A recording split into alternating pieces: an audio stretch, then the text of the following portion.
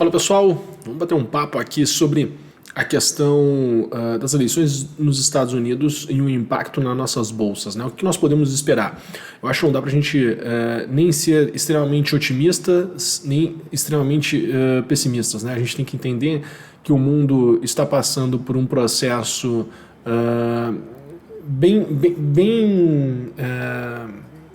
de muita fragilidade na nossa economia, né, em função da pandemia, em função de tudo que a gente enxergou, né, tudo que a gente vivenciou nesse ano em função de lockdown, em função de injeção de liquidez tanto nos mercados quanto nas economias, né, para que não se vivesse um período muito negativo.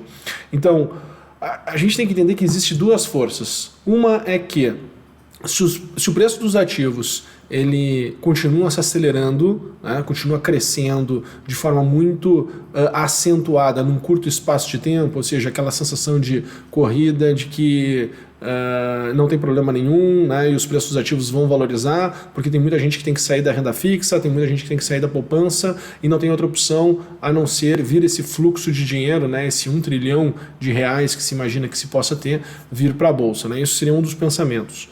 O outro pensamento, né, é que, as coisas realmente estão ruins, né, a gente tem que tomar cuidado, o mercado vai procurar mais proteção e aí a gente veria né, um desenrolar da cotação do preço dos ativos, né, se deteriorando muito forte. A questão é que a gente vive um mundo novo, né, a gente vive um mundo onde muda, né, o pensamento das pessoas, elas passam a querer poupar um pouco mais para ter um pouco mais de segurança, ao mesmo tempo elas começam a querer investir melhor, né, então as pessoas começam a poupar mais, a investir melhor. Por quê? Porque as assimetrias de informações elas começam a ficar cada vez mais reduzidas. Né? A tecnologia ela permite com que as pessoas possam tomar melhores decisões e essa sensação de escassez e abundância possa, de certa forma, ser suavizada. Então, aquele impacto que nós víamos no preço nas gôndolas, né? A questão da inflação e tudo mais, a gente vê que elas estão, esse impacto ele está entrando, né, no preço dos ativos. Então, a gente começa a viver um mundo, uma realidade com outro nível de volatilidade. Não é à toa que quando tu olha para o VIX, né, que é um termômetro da volatilidade lá fora, até vou compartilhar a tela com vocês para que a gente possa pensar juntos. Né? Deixa eu abrir aqui o TradingView, é uma super plataforma com cotações do mundo todo, então a gente consegue aqui navegar e olhar as informações do mundo todo. Quando a gente entra aqui no TradingView, e nós olhamos, né, o VIX, quando nós olhamos aqui o VIX, que nos traz esse sentimento de volatilidade, né, o que nós percebemos, certo? Ó, ele está acentuado, né, ele está num patamar acentuado, quer queira, quer não queira, certo? Ó, mas já vem, né, caindo bastante, diminuindo bastante a volatilidade. Está longe das médias que nós tínhamos anteriormente? Né? Está. Se a gente for ver aqui a média, né, ela tende a ser lá embaixo, né, na casa do 10. Nós estamos vivendo aqui a casa do 30. Né? Mudou essa volatilidade com a crise, certo? O VIX foi lá para a casa dos 85, comparando aqui, deixa eu comparar... Não consigo ter a cotação aqui de 2008, 2009, mas enfim, né? Comparando, deixa eu pôr um gráfico aqui por mês aqui. Agora eu consigo olhar. Ó. Comparando aqui com a crise de 2008, 2009, né? Nós tivemos o evento deste ano uns patamares, né, muito próximos de volatilidade. Mas depois a volatilidade ela tende a cair, ela tende a se normalizar. O que acontece? Né? Nós temos que aceitar que a volatilidade está presente porque a gente está vivendo num mundo de muitas incertezas. Né? A gente está vivendo um mundo de transformação. A gente está vivendo um mundo de mudança. Então é normal, né, que a gente tenha essa sensação, né, de que as coisas estão mais voláteis porque os participantes se posicionam com uma intensidade maior. Tá bom? Mas vamos lá. Né? O que aconteceu no mercado nessa madrugada para nós pensarmos, né, para que a gente possa poder pensar sobre o comportamento, a resposta do mercado. Né? Esses dois, tanto a Flórida quanto Carolina do Norte, foram dois momentos marcantes no movimento do nosso mercado nessa noite de terça-feira, madrugada de terça para quarta. Né? O que aconteceu? Quando o Trump, né, venceu aqui na Flórida, né, a gente viu os futuros nos Estados Unidos eles dispararem, né, de forma muito mais acentuada, ou seja, o mercado, ele de certa forma, ele tem uma previsibilidade porque ele já está acostumado nesses últimos 4 anos, né, 3 anos e 11 meses, né, com as escolhas e as tomadas de decisões de Trump e o viés de Trump. Né? Uma mudança traz, né, um Biden traria num primeiro momento, ao meu ver, uma maior volatilidade, uma maior aversão ao risco, porque tu tem que entender se a narrativa vai se transformar em ações de fato. Né? E aí tem a questão do Senado, né? Se o Senado vai estar alinhado com a questão do presidente, e vem diversas narrativas, com diversos pontos de vista, com diversas opiniões, né? Mas de fato, para ajudar a pessoa física, né, a gente tem que tentar entender como de forma estratégica a gente pode se posicionar numa situação como essa. Né? De antemão, obviamente que é sempre importante tu ter um pouco mais de liquidez. Para quê? Para que tu possa, né, de certa forma, caso venha movimentos negativos, tu possa aproveitar, né, para se posicionar melhor. E se vier movimentos negativos, também tu não ter aquela sensação de estar tendo uma grande perda. Né? Então tu ter fôlego financeiro para poder se posicionar melhor. E outro ponto que foi importante foi a virada aqui na Carolina do Norte. Quando teve a virada aqui na Carolina do Norte, né, aí a gente viu, de fato, os futuros lá do Nasdaq atingirem, né, a volatilidade máxima de alta, né, ou seja, a oscilação máxima de alta, que chegou na região de 4%. Tá? O ponto é que agora a decisão está aqui, aqui no estado de Michigan. Né, aqui que vai ser o grande divisor de águas. Né, quem ganhar aqui no estado de Michigan, que está muito apertado, está com 91% já da contagem dos votos feitas, né, da apuração dos votos feitas, e aqui é onde vai se decidir, de fato, ao meu ver, né, quem vai ser o presidente nos Estados Unidos. Então está muito acirrado, e, né, a resposta do mercado não foi diferente. Quando nós olhamos aqui para a Nasdaq, né, nessa madrugada, tá, o comportamento de Nasdaq está bem aqui. Tá, tivemos aqui muita volatilidade. A questão é que quando eu começo a analisar o comportamento do preço pela estruturação da geometria comportamental, né, eu quero ver aqui para onde eu imagino que o preço possa se desenrolar caso continue a alta. Né? O que eu vejo, né, não é uma alta muito expressiva. Né? Eu não vejo assim nesses patamares de preço uma alta muito expressiva para o mercado. Deixa eu mudar aqui o tempo gráfico. Estou olhando muito curtíssimo, né? Vamos olhar aqui para o diário. Estava olhando muito curto prazo aqui. Eu não vejo uma alta extremamente expressiva. Existe uma possibilidade de novas máximas históricas? Claro que sim. Né? Eu acho que a gente tem uma continuidade, né? Mas não é aquela continuidade, não é aquele movimento que nem a gente viveu, né, aqui em 2020, certo? Eu acho que a gente está chegando aqui num patamar aqui de finalmente, né, chegando nos seus finalmente. Então seria uma alta aqui para que a gente consiga sair dos 111, dos 11.685 para 13.573. Então, para mim, o máximo que se tem aqui. E o grande divisor de águas de tudo, tá, para mim, é a região aqui dos 12.700. Ou seja, seria mais ou menos 1.000 pontos acima. Seria dos 12.700. Acho que traria uma euforia muito forte. Né? Seria um movimento que faria aquela sensação do tipo, uau, né? As coisas vão entrar num trilho. Né? As coisas vão melhorar. O movimento dos mercados, né? O mercado comprou todo esse pensamento.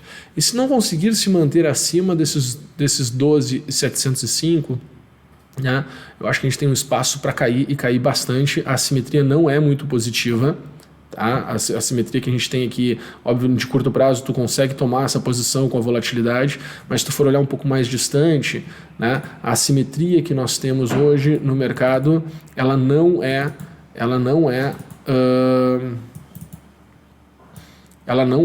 positiva, né? Em um movimento maior, um movimento mais macro, eu vejo que a gente tem muito mais para cair do que para subir. O que eu vejo aqui em Nasdaq, por exemplo, é que a gente tem muito mais condições de devolver e voltar aqui para casa dos 9.495. Os olhinhos já estão, né, com dificuldade de olhar os números pequenininhos. Eu vejo que a gente tem muito mais situação para voltar aqui 9.545 do que de fato ir para o 113, tá bom? Para mim essa é a estrutura de preço que nós temos agora. Obviamente que o investidor, o que ele tem que estar, né? Como é que ele tem que estar se portando, ao meu ver? A gente tem que ser um otimista com o dedo no gatilho. O que é um otimista com o dedo no gatilho? A gente tem que estar posicionado, mas entender que essa oscilação de curtíssimo prazo, ela se torna um custo de oportunidade.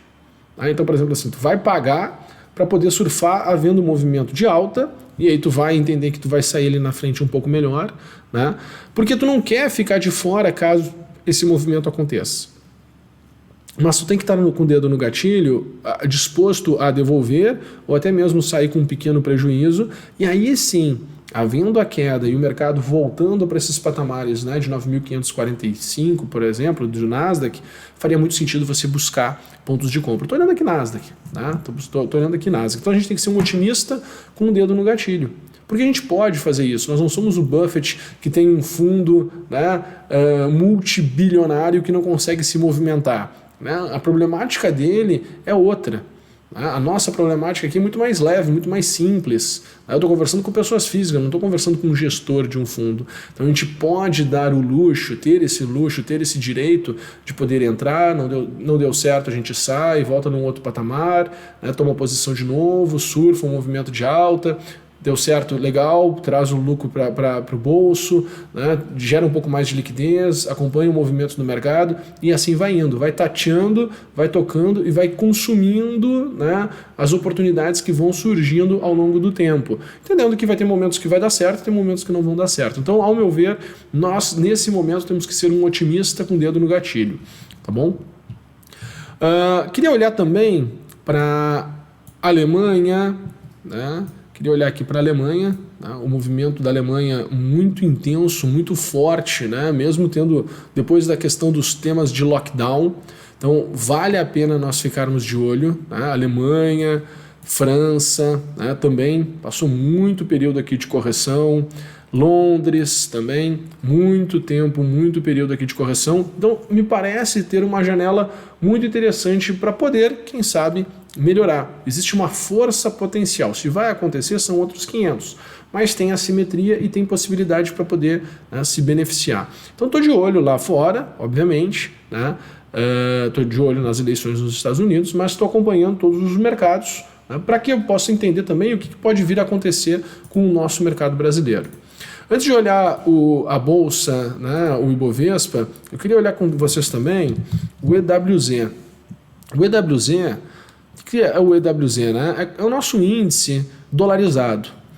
Eu queria fazer uma reflexão com vocês que para mim é extremamente importante. Tá? Olha o patamar que nós estamos. Né? Olha o patamar que nós estamos trabalhando. Nós estamos trabalhando, né, esse gráfico aqui, cada barra dessa aqui tem um mês de duração. Nós estamos trabalhando no mesmo patamar de preço das mínimas de 2008. Ou seja, no olhar do investidor estrangeiro, nós estamos na mesma cotação das mínimas de 2008. Ou seja, essa sensação que nós temos de bolsa em alta, dos 100 mil pontos e tal, né, em função da desvalorização da nossa moeda, quando o investidor, né, quando o dinheiro do mundo olha para o Brasil, ele não está enxergando um Brasil crescendo. Ele não está enxergando uma bolsa brasileira se desenvolvendo. Pelo contrário, o que ele está enxergando aqui? Ele está enxergando que a gente está nos mesmos patamares da época da crise de 2008. É interessante pensar sobre isso. É interessante refletir sobre isso. Porque a gente tem a percepção de como O mundo está olhando se Brasil está caro ou se Brasil está barato. Certo? Então, se Brasil estiver, né, de certa forma, barato, né, para o investidor estrangeiro, ele precisa dos estímulos certos, né, e do alinhamento certo para poder investir aqui dentro do Brasil. Então ele precisa de um pouco mais de quê? De previsibilidade. Para ter previsibilidade, o que ele precisa? Ele precisa que tenha, né, maior clareza política aqui dentro do Brasil. Então, saindo um pouco lá de fora e olhando aqui para dentro do Brasil, né, a gente precisa, na verdade, fazer o trabalho de casa aqui. A gente precisa fazer a aprovação das reformas, né? A gente tem que fazer os macro-regulatórios, ou seja, a gente tem que fazer o dever de casa para que a gente possa trazer maior confiança, maior credibilidade para que o investidor possa voltar. E aí sim, tem muito espaço para poder se desenvolver, tem muito espaço para poder andar, tá bom? Mas um imbróglio de curto prazo pode vir a machucar ainda muito investidor despreparado.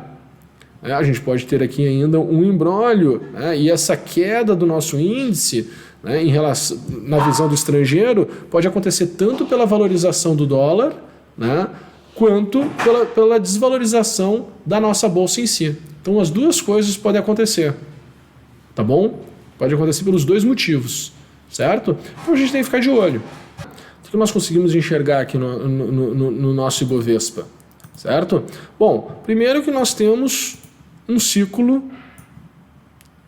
de alta bem encerrado. Tá? Nós tivemos aqui 32,8, nós tivemos aqui a região de 78,6. Tá? Aqui nós tivemos a região de 61,8 que o mercado ele passou rasgando, trabalhou montando um W, tá? Chegando no nível de expansão, chegando aqui em 78,6. Então entramos aqui num processo de correção. E agora, né, ele está tentando o quê? Inverter. Está tentando fazer aqui uma inversão do processo como um todo. Está tentando terminar o seu movimento aqui para depois a gente conseguir inverter e, quem sabe, ir embora para cima novamente. Tá bom? Então, esse movimento que nós estamos tendo agora de curtíssimo prazo, ele é bem perigoso. Tá? Ele é bem perigoso. Eu não duvido a gente enxergar a nossa bolsa antes de começar a subir, né, nós voltarmos aqui para patamares de preço,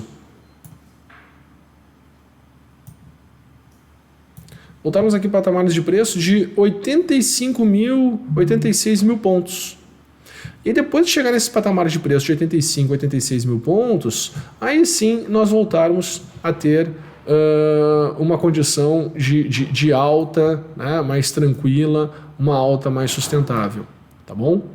E para cima, gente, né, com todas essas dificuldades que nós estamos enxergando, né, caso tenhamos um movimento de alta, o que eu enxergo, né, é um movimento de alta que seria motivado simplesmente por retornar, né, ou pegar de volta toda essa movimentação que a gente teve aqui em função desse medo, né, do lockdown que veio lá de fora.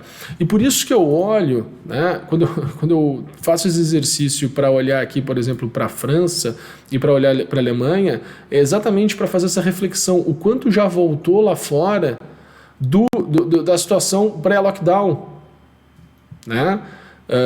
Pré-lockdown agora dessa segunda onda do coronavírus. E aí eu olho para cá, para dentro do Brasil, eu olho para nós aqui e vejo que nós não estamos sofrendo lockdown, mas nós estamos sofrendo que o nosso mercado ele não se recuperou como se recuperou lá fora. Por quê? Porque a gente está tendo todo esse imbróglio político. Então, um investidor, né, quando ele sai, ele não volta na mesma velocidade, na mesma intensidade. Tu percebe que a cabeça está mais machucada, né? Então, tudo isso está, de certa forma, conectado. Tá? Faz muito sentido a gente ir refletindo. Quando eu olho para uma situação de alta, né, o mercado ele tem aqui uma condição de retornar para casa dos 98.400 pontos, superando a região de 98.400 pontos que eu enxergo são ir alcançar ali a região dos 100 mil pontos, e vindo sim alguma coisa bem otimista e lá fora conseguindo se desenvolver, que eu enxergo a gente tendo a capacidade de ir, né, lá para a região dos 107 mil pontos, tá? Que seria chegar numa estrutura de expansão, né? Então o W que eu estou analisando é essa condição de W aqui. Nosso primeiro objetivo é 98.400, segundo objetivo 99.800, terceiro objetivo 107.140, tá bom? Beleza? Então esse é o cenário que eu consigo enxergar aqui para as eleições. Não consigo enxergar alguma coisa diferente, acho que não vamos ter movimentos curtos, então só para relembrar, né, a gente tem que ser um otimista com o dedo no gatilho, né, para não ficar sofrendo e não se tornar um torcedor. Então, de uma forma que tu pode ter o dedo no gatilho é diminuindo posição, outra forma que tu pode ter o dedo no gatilho é comprando put, né, que é o direito para poder vender as opções, só que em função da volatilidade elas acabam estando um pouco mais caras, né? Tu pode, de certa forma, vender call, né? Você pode vender BOVA 11, só que aí tu tem que entender que tu tem um risco ilimitado, né, porque o preço pode continuar subindo, né, então também é uma forma, já que se tu não quiser comprar, tu pode vender a call, mas aí tu toma um outro risco, né, um outro estilo de risco. Eu particularmente não gosto, eu prefiro comprar put, ou seja, tu paga um seguro, então tem que refletir. Eu, particularmente, para pessoas físicas, o que eu mais gosto de fazer é reduzir posição e ter dinheiro em caixa, né, para poder tomar risco com a cabeça muito mais tranquila, tá bom? Então esse é o meu posicionamento aí em relação ao movimento das eleições, o que eu estou esperando, certo? Espero que tenha gostado, deixa um like, deixa um comentário e vamos evoluindo junto. Valeu!